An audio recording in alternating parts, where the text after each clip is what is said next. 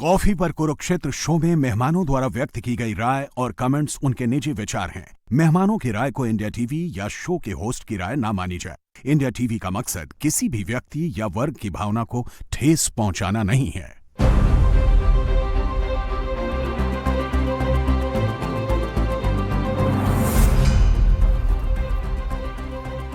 नमस्कार, बहुत स्वागत आप सभी का आपके प्रोग्राम कॉफी पर कुरुक्षेत्र में। मैं हूं सौरभ शर्मा, आपके साथ बातें खुलकर करते हैं, वो बताते हैं जो कोई और आपको नहीं बताता। प्रदीप सिंह जी प्रोग्राम में आ गए हैं। सर बहुत स्वागत है आपका। आलोक मेहता जी आ चुके हैं। सर बहुत स्वागत आपका भी।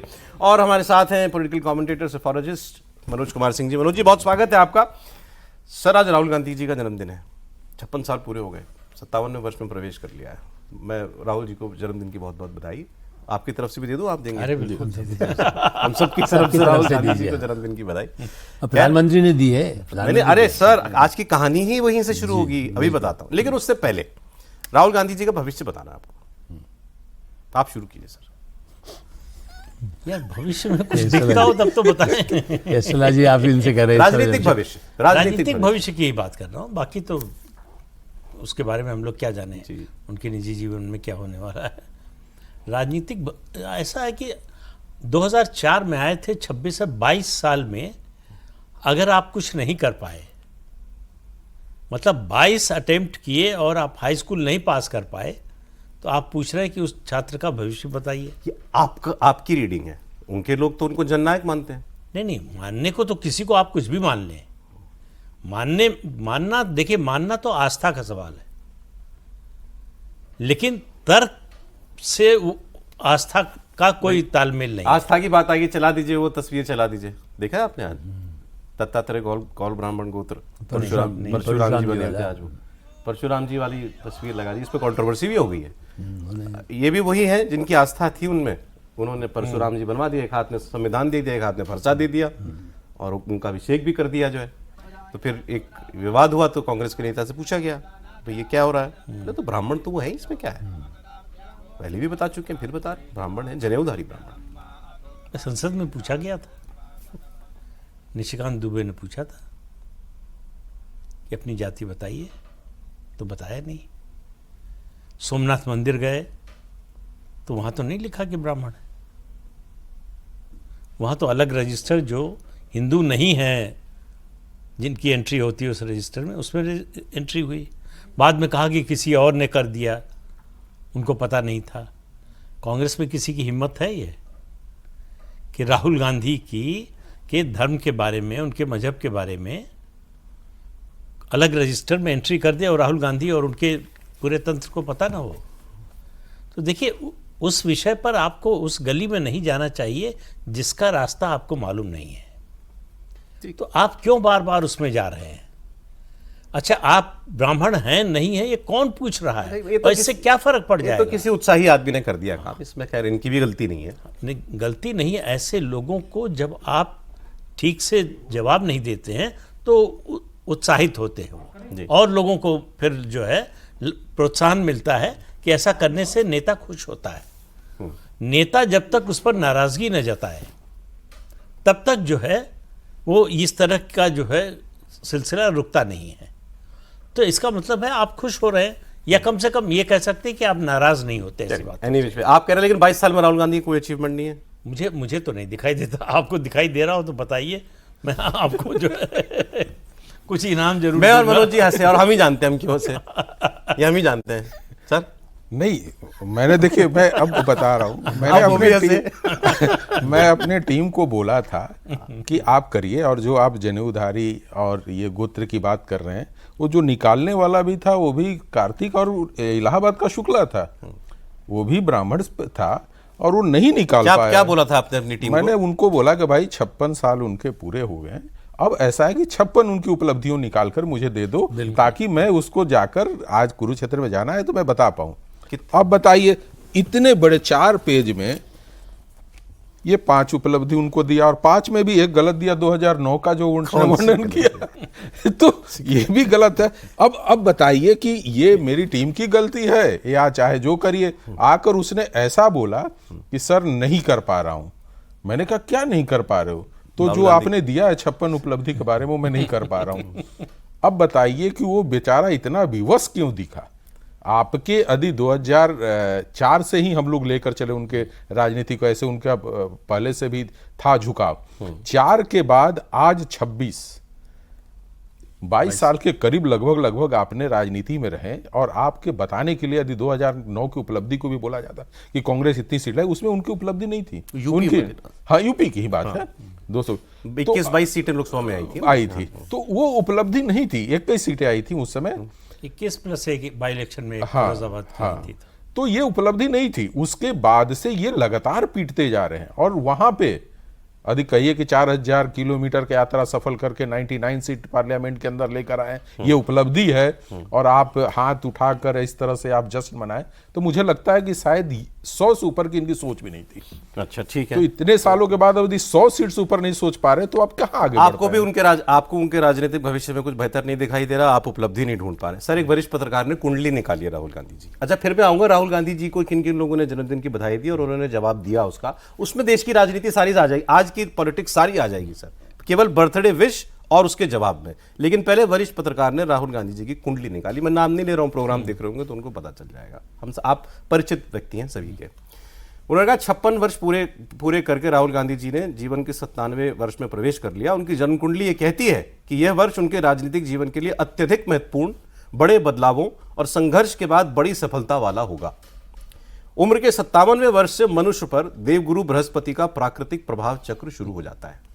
इसके प्रभाव से राहुल की निर्णय क्षमता और राजनीतिक समझ में गजब की परिपक्वता देखने को मिलेगी। अब वो परिपक्व हो जाएंगे 57वें वर्ष में। वो खुद ही कह रहे हैं कि अभी तक नहीं है, पर उन्होंने कहा गजब की परिपक्वता देखने को मिलेगी। गंभीर राजनेता के रूप में जनता और विपक्षी दलों के बीच उनकी स्वीकार्यता और प्रतिष्ठा में बहुत इजाफा होगा। ये इंपॉर्टेंट है। गंभीर राजनेता के रूप में विपक्षी दलों के बीच उनकी स्वीकार्यता और प्रतिष्ठा में बढ़ोतरी होगी। अभी तो हमको दिख ही रहा है, सब लोग सारे तो ढह गए, बिखर गए हैं। एक वही कांग्रेस पार्टी खड़ी हुई इस वक्त दिखाई दी, तो ये बात तो सही है उनकी। और इस साल, ये सर बड़ा इंपॉर्टेंट है, इस साल न्याय के देवता शनिदेव उनकी कुंडली के कुछ विशेष भावों को प्रभावित करेंगे, जिससे वे पहले से कहीं अधिक अनुशासित हो जाएंगे। प्रशंसा कर रहे हैं मतलब वो शोले वाला मामला हो गया है कि बहुत अच्छा लड़का है पहले से कहीं अधिक अनुशासित होंगे और गहन जमीनी संघर्ष करेंगे।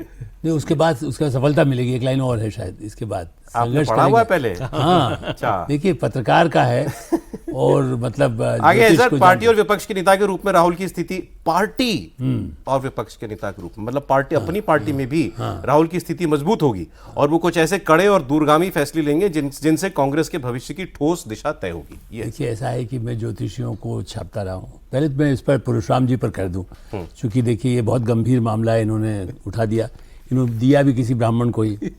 भाई परशुराम जी का वो बेचारे, उनके जो सलाहकार है, और मैं इस पर सहमत नहीं हूँ कि उनको कुछ पता नहीं होगा। देखिए इवेंट में कल यदि मुस्लिम का जिस ढंग से उन्होंने, जैसे होता है ना इवेंट म्यूजिक का कंसर्ट जब किया जाता है, वैसे भाषण दिया मुस्लिम लोगों कोटा में, और मुस्लिम वाले में भी उस बड़ा भारी मंच था और पूरा हॉल भरा हुआ है, उसमें भी जिस ढंग से वो करते हैं, कोटा वाला तो था ही उस तरह का। यहाँ भी मुस्लिम ऐसा जय जयकार कर रहे थे जो पूरा प्रायोजित लग रहा था, क्योंकि ऐसा कभी मैंने कांग्रेस में नहीं देखा। इतने अधिवेशन देखे होंगे ऐसा कि सारे लोग खड़े होकर के वैसे ही जय जयकार कर रहे हैं, बिल्कुल प्रधानमंत्री बनेंगे वगैरह। तो ये इसलिए ये परशुराम वाला भी वाराणसी में किया गया है। और क्या ये तो चीके सेंट स्टीफेंस में पढ़े हैं, दून में पढ़े हैं, हार्वर्ड में पढ़े हैं, हार्वर्ड नहीं कैम्ब्रिज में पढ़े हैं, और अमेरिका के उसमें पढ़े हैं।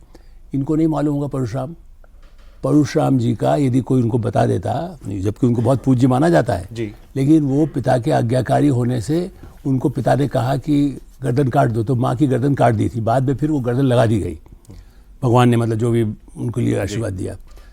तो आप किसको कह रहे हैं? आप महिला, जिनको कहा जाए कि जो महिला गर्दन काट दिया, और फिर दूसरा 20 क्षत्रिय राजाओं को ख़त्म किया, राम को किया, उसके पहले भी 20 क्षत्रिय राजाओं को। इसलिए अब इनका रिपोर्टर इनके सामने कैसे कहेगा कि भाई वो कुछ मतलब नहीं गलत कह सकते हैं, सही कह सकते हैं? ये तो ठीक है सर। नहीं तो यही आप देखना, बिहार में तेजस्वी को निपटाया उन्होंने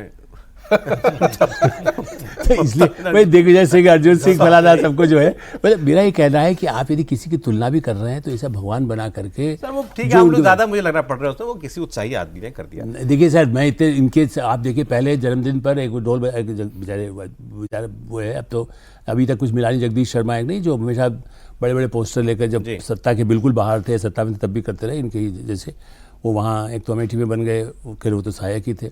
इसलिए मेरा ये कहना है कि इनको जिस तरह से जो लोग सलाह देते हैं, और आपने जैसे कहा कि भाई आप इस पर कर लीजिए, ज्योतिष पर उनका परिवार विश्वास करता रहा है, ये भी सही है, इसमें कोई शक ही नहीं है।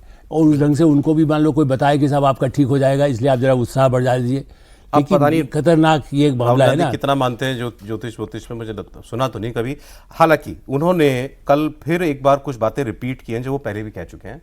कल उन्होंने अपने अल्पसंख्यक डिपार्टमेंट के कुछ लोगों को बुला करके मीटिंग की थी अलग अलग राज्यों के, और वहाँ उन्होंने फिर वही कहा कि तुमको देश के हर आदमी की बात उठानी है जिसके साथ गलत हो रहा है। मुसलमान हो तो मुसलमान कह के उठाओ, ईसाई हो तो ईसाई कह के उठाओ, सिख हो तो सिख कह के उठाओ। ये अब अल्पसंख्यक शब्द से कुछ नहीं होगा, नाम लेके बोलो कि मुसलमान के साथ गलत हो रहा है। फिर उन्होंने वही रिपीट किया कि प्रधानमंत्री नरेंद्र मोदी अगले साल के बाद प्रधानमंत्री नहीं रहेंगे, मतलब अगले साल वो कभी हट जाएंगे, ये वो बार बार भविष्यवाणी की तरह कह रहे हैं। और उन्होंने ये जोर देकर कहा कि मैं जो कहता हूं वो सच होता है। कोरोना में क्या होगा मैंने बताया था, आर्थिक तूफान आ रहा है मैं बता रहा हूं, और ये भी लिख के ले लो कि मोदी जी अगले साल प्रधानमंत्री नहीं रहेंगे। ये अपने जन्मदिन पे उनकी भविष्यवाणी है। नहीं देखिए, ऐसा है कि आप अपनी इच्छा, चूँकि आप नेता हैं, एक बड़ी पार्टी के नेता हैं, देश की सबसे पुरानी पार्टी और देश की समय दूसरी सबसे बड़ी पार्टी के नेता हैं, तो आपको सुविधा है, कुछ भी बोल सकते हैं और लोग उसको सुनेंगे, दिखाया जाएगा, बताया जाएगा। तो सवाल ये है कि आप, डेमोक्रेसी है, कोई भी प्रधानमंत्री, कोई भी मुख्यमंत्री हट सकता है, ठीक, इसमें तो कोई दो राय नहीं है, लेकिन उसका कोई आधार तो होगा। पार्लियामेंट्री डेमोक्रेसी में किसी भी सरकार को हटाने का एक तरीका है, भाई नो कॉन्फिडेंस मोशन आएगा, बहुमत चला जाएगा उस पार्टी का, तो सरकार चली जाएगी। तो आपके यहाँ जो पार्टी है जिसको आप कह रहे हैं कि वो प्रधानमंत्री नहीं रहेंगे, वो 2/3 बहुमत जुटा रही है। सही बात है, सिंपल मेजॉरिटी से तो बहुत आगे निकल गई। हाँ। और आपके पास जो था 2024 के बाद, मतलब जो गठबंधन है इनका, उसकी संख्या लगातार कम होती जा रही है। 50 डाउन हो गया। अब एक राज्यसभा की सीट तो मैनेज कर नहीं पाए आप, उसका भविष्य दिखा था क्या? झारखंड में राज्यसभा चुनाव का क्या नतीजा होने वाला है? सर वो तो है, वो खेल ही गजब है। सब कुछ है आपके पास, वोट हैं, संख्या है, फिर भी आप जो है सीट जो है जीत नहीं पाए। आपकी सरकार मध्य प्रदेश में चली गई, आपको पता चला क्या? गोवा में आप सरकार नहीं बना पाए, आपको पता चला क्या? गोवा में वो राणे, जो पुराने राणे, उनके बेटे ने फोन किया इनको रात में कि आप हमको नहीं बनाना, उससे नाराज थे कि नहीं बनाना चाहते, कोई बात नहीं, चाहे जिसको बना दीजिए। उनको कल का पता होता है, आज का नहीं पता होता। कल क्या होगा पता। अब आपने जो बात छिड़ी, पहले तो प्रधानमंत्री ने उनको बधाई दी है, तो प्रधानमंत्री जी ने लिखा, best wishes to the leader of opposition in the Lok Sabha Shri Rahul Gandhi ji on his birthday, praying for his good health and long life.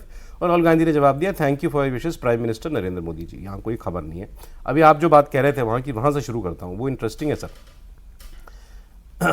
Hemant Soren ji को उन्होंने बधाई, धन्यवाद दिया।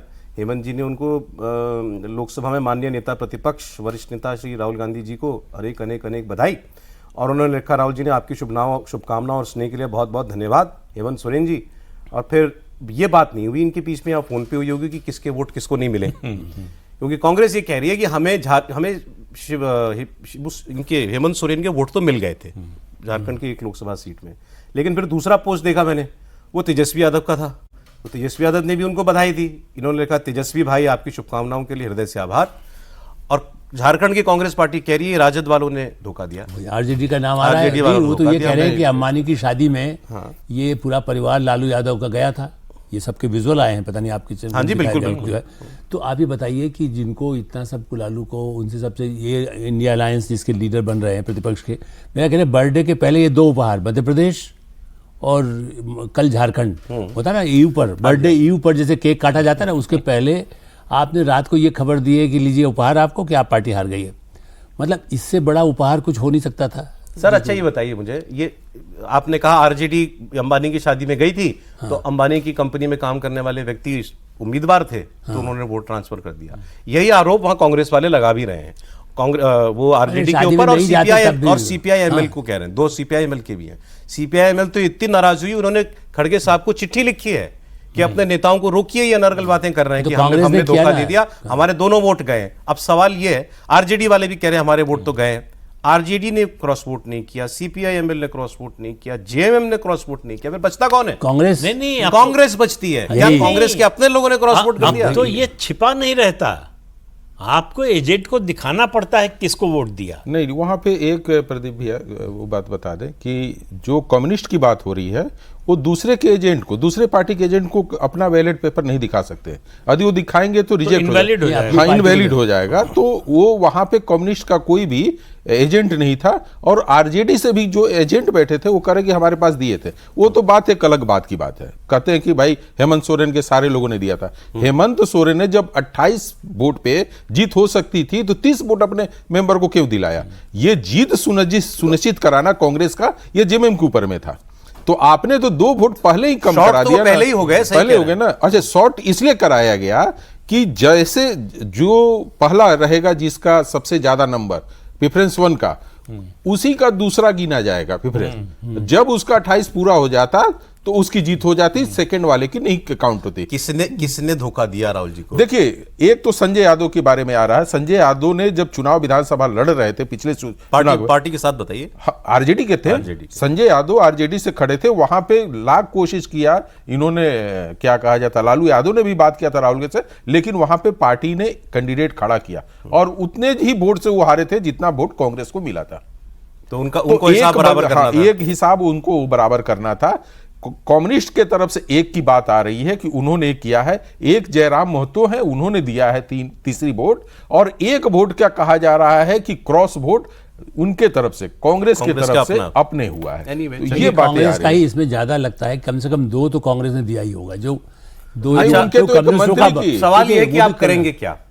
अभी मध्य प्रदेश में आपका एक सीट खराब हुई, जीती जिताई सीट खराब हुई, एक झारखंड में खराब होगी, आप क्या करोगे? एमएलसी इलेक्शन में कर्नाटका में बीजेपी के लोगों ने क्रॉस वोट किया, कम से कम 10 लोगों ने क्रॉस वोट किया। प्रदेश अध्यक्ष, लीडर ऑफ ऑपोजिशन और प्रभारी इंचार्ज जो स्टेट का है, सबको दिल्ली बुला दिया।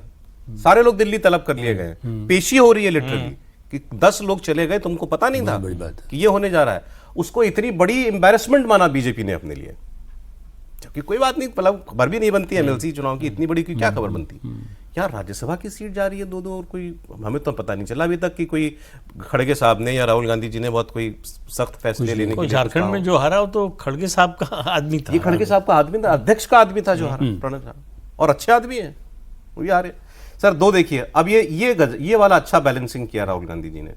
विजय जी ने उनको पोस्ट मैसेज किया, विजय जी को जवाब दिया। स्टालिन ने भी उनको मैसेज किया, और स्टालिन के लिए जो वो लिख रहे हैं, thank you Thiru MK. Stalin for your wishes, our shared resolve to defend the idea of India, our constitution and federalism will continue to guide us in the fight for the very soul of our democracy.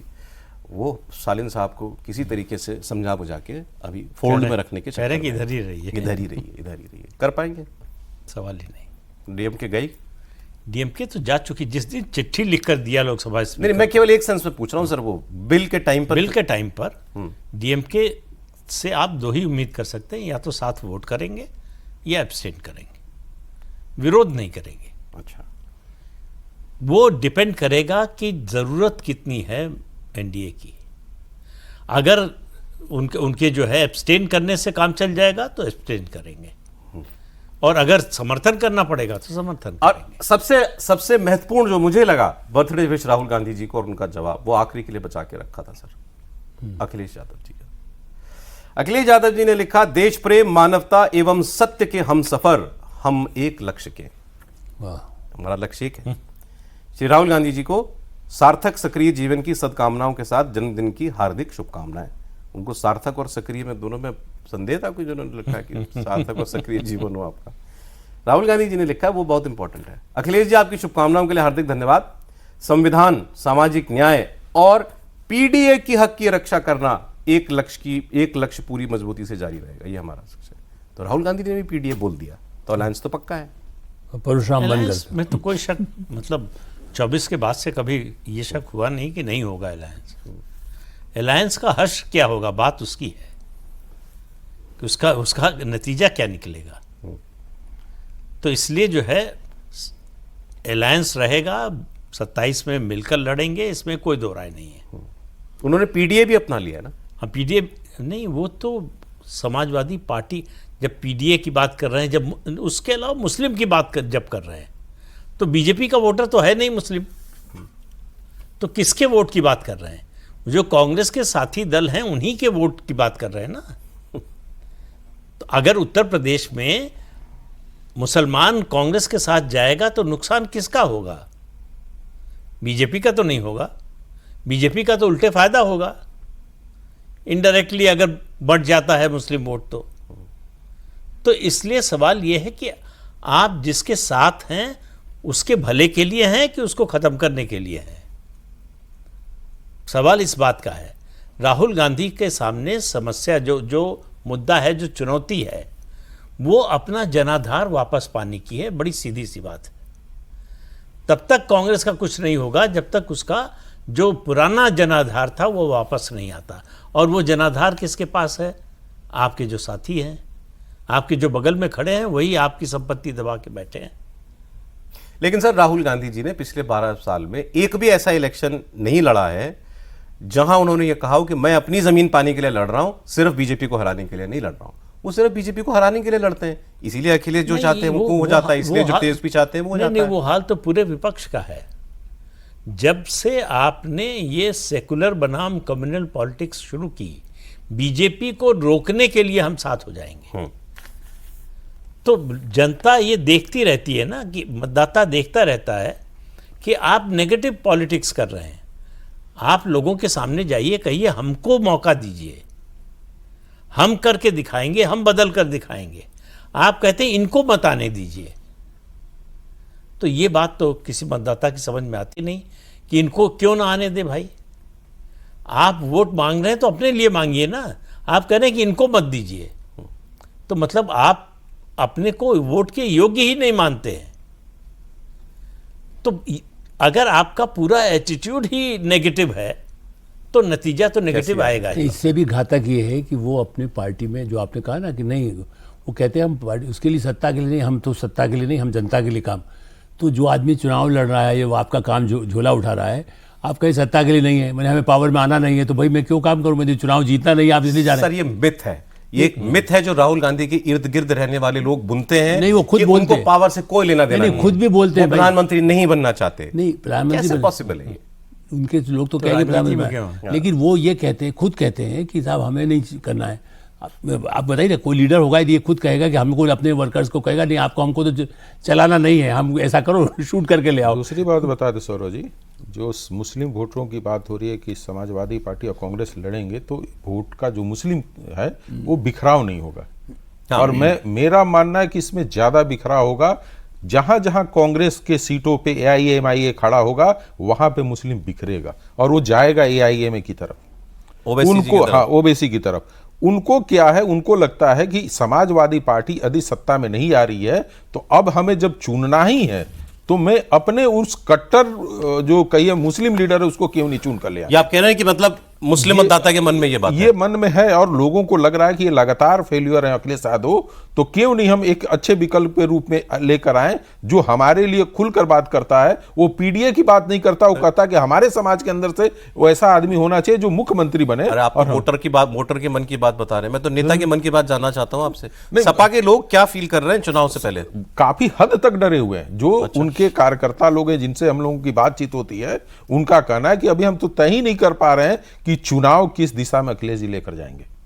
वो खुद भ्रमित है, उनको नहीं लगता। अच्छा, कांग्रेस के साथ जब हो रहा है कि अलायंस होगा तो एक डर उनके अंदर ये भी है कि क्या पता हमारे सीटों पे क्या होगा, चूंकि लेकिन वो अलायंस तो अब तो कई साल से हाँ, उसमें कठिनाई है ना, जहां यादव और मुस्लिम का लगता है कि 40% या उससे ऊपर का वहां पे है वोट, और वहां पे समाजवादी पार्टी का कोई कैंडिडेट बेहतर है, तो उसको हमेशा डर लग रहा है कि कहीं कांग्रेस इस सीट को न मांग ले, चूंकि उस सीटों पे जीत अभी नहीं हुई है। तो ठीक है, लेकिन इस तरह से मुस्लिम वोटरों का एक तरफा वोट जाए, मुझे नहीं लगता कि इस बार मनोज ऐसा जी, हो इसमें सकता। आप ये बताइए, ये जो मेरठ वाला कुछ इलाका है जहाँ पर मुस्लिम और ये मायावती के कुछ, मैंने कुछ देखे थे, कुछ इस तरह के रिपोर्ट जो कर रहे थे किसी और चैनल में, तो उससे लगता है कि जो मुस्लिम वो जो है वो मायावती का अभी भी कुछ तो इंटैक्ट है। तो वो मायावती यदि खड़ी होगी तो कुछ मुस्लिम वोट उनको भी जाएगा। देखिए, पार्लियामेंट इलेक्शन के समय हम लोगों ने मुसलमानों की बात किए थे, कुछ इंटरव्यू भी आए थे उनसे, लोगों ने कहा कि योगी जी के कारण हमारे बच्चे पढ़ने शुरू कर दिए। नहीं तो पहले क्या होता था कि फील्ड में जाते थे, कट्टा लेकर जाते थे, बदमाशी करते थे, दूसरे तीसरे दिन हमारे यहाँ पुलिस आ जाती थी। मुस्लिम भी, मुस्लिमों परिवार को वो कौन सा, लेकिन वो फिर भी कौन सा वोट दे रहे हैं? नहीं, वोट न दे, लेकिन यदि वो पूछ रहे मायावती जी को कोई मुस्लिम वोट जाएगा क्या? नहीं, मायावती का वहां जाएगा जहां पे वो लगता है कि नहीं ये जीत सकती हैं सीटें। मुस्लिम हमेशा सेलेक्ट कर कर वोट देता है कि हम किस सीट को अपने बदौलत जिता लेंगे। सर, ये राहुल गांधी जो अब ये बात बार बार कहने लगे हैं कि पहचान के साथ बताओ इनके साथ अन्याय हो रहा है, मुसलमान है तो बताओ मुसलमान के साथ अन्याय हो रहा है, ये 20% की पॉलिटिक्स पे क्यों अटके हुए हैं वो? अच्छा, वोट भी 20% पे ही अटका हुआ राहुल गांधी का, ये भी बात सही है। लोकसभा चुनाव में 20% वोट मिल रहा है ना 3 बार से उनको। तो मतलब क्या है ग्रैंड स्ट्रेटेजी इसमें? केवल यही समझ में आता है कि जो है उसको बचा कर रखो, ये भी न चला जाए।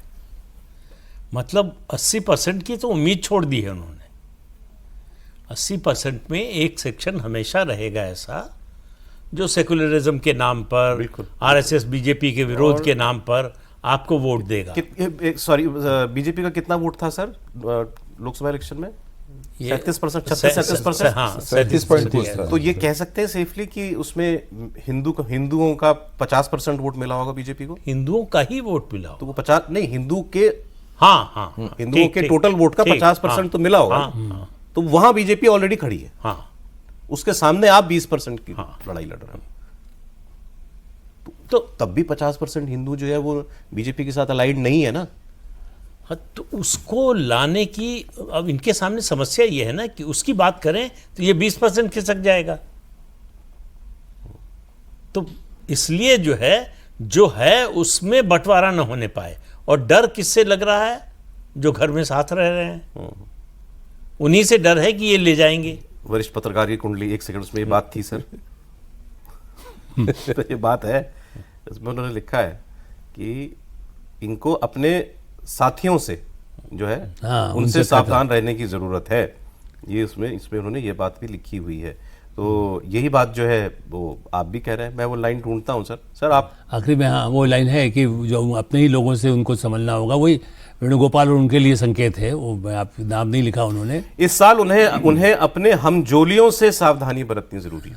हमजोली, इसमें एक और देखिए, आप अभी जो कह रहे थे, उनको जो बार बार बताया जा रहा है, जहाँ तक भी एक ज़माने में मुस्लिम, दलित और ब्राह्मण ये एक बड़ा इंटैक्ट बने। आई एम टॉकिंग 40 साल पहले।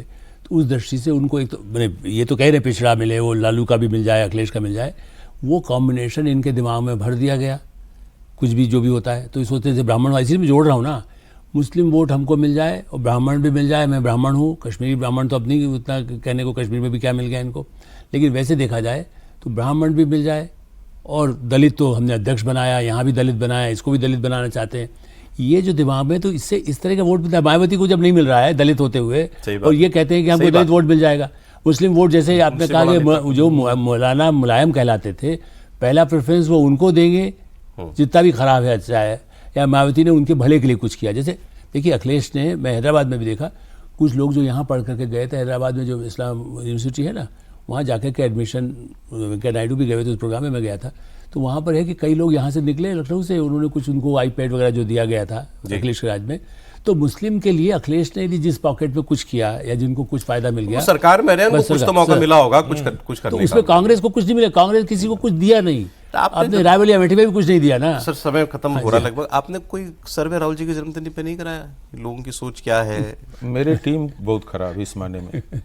मैं तो आपको सार्वजनिक किया कि भाई उतने के बाद भी वो नहीं खोज पा रहे, और उनको फिर कहूँ कि आप सर्वे करिए तो एक तरफा सर्वे लेकर आएंगे, फिर आप बोलेंगे मनोज जी ये तो ये लग रहा है। वैसे हम लोग राहुल गांधी की बहुत आलोचना करते हैं, नहीं समझ में आती पॉलिटिक्स कई बार उनकी, कई बार नेगेटिव लगती है उनकी पॉलिटिक्स। नेगेटिव ही सही सर, मुझे थोड़ा थोड़ा ऐसा तो लगने लगा है कि राहुल जी के पैर जमने लगे हैं, पता नहीं क्यों। प्रॉब्लम यह है कि वो एक बज क्रिएट करते हैं, इतने में कोई इलेक्शन आ जाता है, इलेक्शन बीजेपी जीत जाती है और सब धुल जाता है। लेकिन वो थोड़ा थोड़ा जमाने तो लगे, ऐसा लगता तो है कभी कभी। अब ये नीट वाला अब हुआ, नहीं आप देखिए कि इश्यूज इतने हैं कि कोई भी अपोजिशन होता, कोई अपोजिशन लीडर होता तो कितना आपको तुलना उससे करनी पड़ेगी कि इस एक्चुअली हम परिस्थिति का राहुल जी के ही पास से तुलना करते हैं। हम जब कंपैरिजन करते हैं तो भाई पहले जाहिर कैसे है थे, अब उन्हीं से- कैसे हैं। उनकी तुलना तो उन्हीं से होगी। लीडर अपोजिशन और तो कोई है नहीं, नेशनल पार्टी बीजेपी के अलावा सिर्फ कांग्रेस ही है, तो पूरे देश में अगर कोई मुकाबला कर सकती है तो कांग्रेस पार्टी ही, तो तुलना तो उसी से होगी। और या तो तुलना होगी जो पहले अतीत में हुए हैं विपक्ष के नेता, छोटी छोटी पार्टियों के ही, लेकिन मुद्दों का किस तरह से फायदा उठाया। कांग्रेस की सरकार थी, कम्युनल वायलेंस बिल बीजेपी ने पास नहीं होने दिया, तमाम सोनिया गांधी की इच्छा के बावजूद।